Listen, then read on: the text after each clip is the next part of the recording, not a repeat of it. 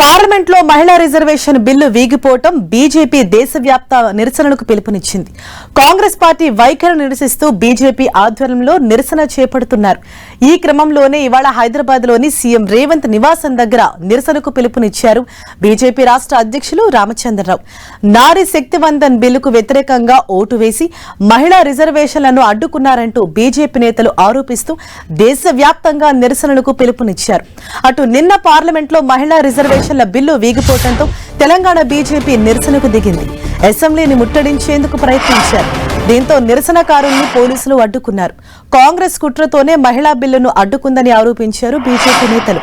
కాంగ్రెస్ దిష్టిబొమ్మను దగ్ధం చేసి నిరసన వ్యక్తం చేశారు.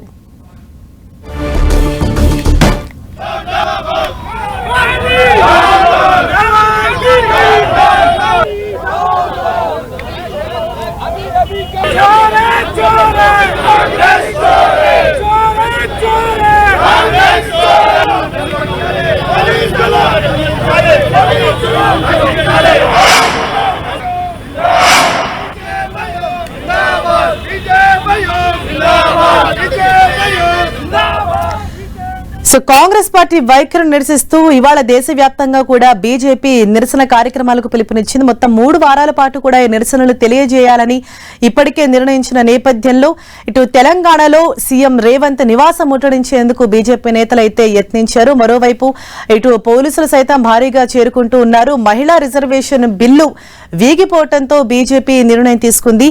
కాంగ్రెస్ పార్టీ వైఖరిని ప్రధానంగా నిరసిస్తూ ఇవాళ బీజేపీ ఆధ్వర్యంలో నిరసన కార్యక్రమాలు చేపట్టారు. దేశవ్యాప్తంగా కూడా బీజేపీ నిరసన కార్యక్రమాలకు పిలుపునిచ్చింది.